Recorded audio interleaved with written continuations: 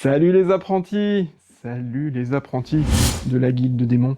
Cette semaine, je vais vous faire la présentation des dernières nouveautés qu'on a reçues en boutique. Il y a vraiment des choses intéressantes qui sont sorties cette semaine. Je vais commencer sans plus de cérémonie par, je pense, mon jeu préféré de cette fin d'année, Rebirth. Hop, le voilà. Donc, le Rebirth. Rebirth, on est en Écosse. Et c'est beau. Le principe, vous allez avoir des jetons en main. Vous allez avoir tout un tas de jetons, il y en a beaucoup plus que sur cette table de démonstration. Vous en avez au moins une quinzaine. Et à votre tour de jeu, vous piochez une tuile et vous la jouez. Voilà, c'est aussi simple que ça. On pioche une tuile, on la joue. C'est au tour de l'autre, il pioche une tuile, il la joue, etc., etc. Ainsi de suite, et on fait des tours de jeu jusqu'à conquérir toute l'Écosse. Alors, le principe, il est très simple. Quand vous posez un jeton, soit on va pouvoir construire des villes, soit on va pouvoir construire des champs. Donc, on va dire, ils appellent ça des fermes dans le jeu. Donc, on a des fermes agricoles, on a des fermes énergétiques. On a aussi les deux. On a des cases qui sont vides, qui n'ont pas de symbole. On peut mettre n'importe quel type de ferme. Ici, par exemple, on est obligé de mettre une ferme énergétique. Et ici, par exemple, on est obligé de mettre obligatoirement une ville.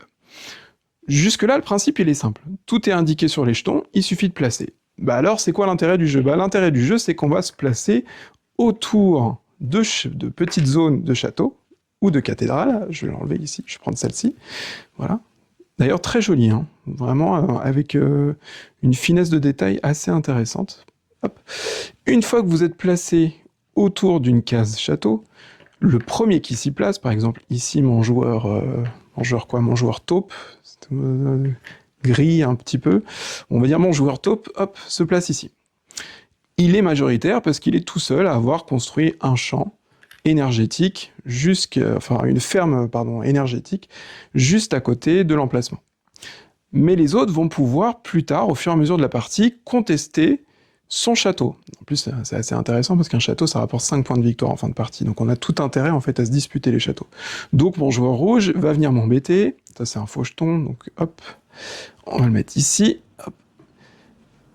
En cas d'égalité sur de ce point de vue-là, bah, là il se passe rien parce qu'en fait c'est le premier arrivé, premier servi, hein, le premier qui a gagné. Si par contre plus tard dans le jeu il arrive à placer un jeton à un autre endroit, et ben là tout d'un coup le château va changer de main et le château va devenir rouge.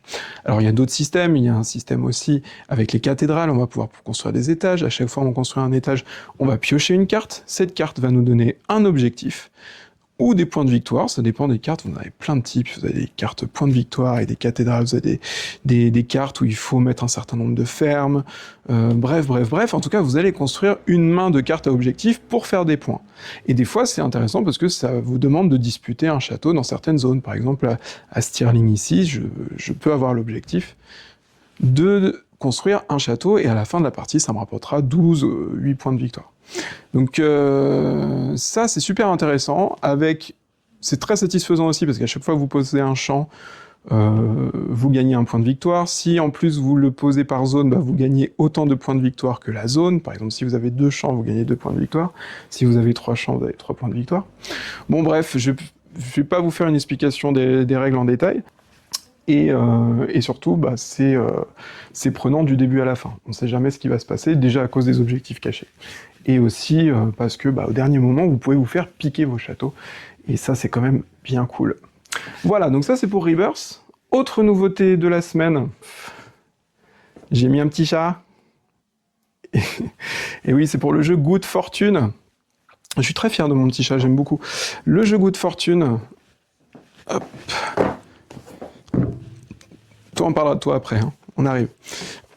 Le jeu Good Fortune est un jeu uniquement pour 2 joueurs, qui est très beau, visuellement. En plus, il est fourni avec un jeton en métal qui est différent en fonction de chaque boîte que vous pouvez acheter. Donc là, j'ai eu ce jeton-là, que j'aime beaucoup. Mais vous pourrez en avoir un autre, en lien avec les illustrations, bien sûr, du jeu. Alors, comment ça se passe, un tour de jeu, dans Good Fortune ? Alors, chacun des joueurs va choisir une tuile, donc le premier joueur commence, alors je vais choisir cette tuile-là, le joueur adverse va choisir celle-ci, admettons, et on va résoudre le tour. Donc le premier joueur place sa tuile, alors il doit la placer à un endroit où les icônes correspondent, par exemple ces deux icônes correspondent ici, donc il la placera plutôt là, hein. Il n'est pas obligé de les mettre dans le même sens, mais il peut. Ici, il ne peut pas parce qu'il n'y a aucune icône qui correspond. Enfin, il pourrait, mais en gros, il perd la tuile opposée, donc c'est pas terrible. Donc il pose sa tuile, il gagne la tuile qui est de l'autre côté, et il la met dans sa réserve.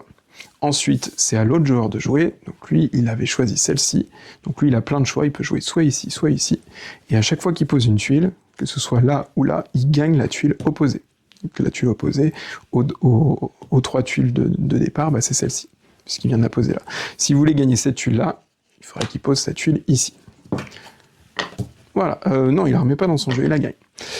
Chacun fait ça à son tour, ensuite on change de place, là, ça va être, lui ça va devenir le premier joueur, lui ça va devenir le deuxième, etc., etc. Alors pour le décompte des points, rien de plus simple, vous allez à la fin de la partie mettre de côté toutes les tuiles avec au moins un symbole identique que vous avez collectionné au fur et à mesure de la partie.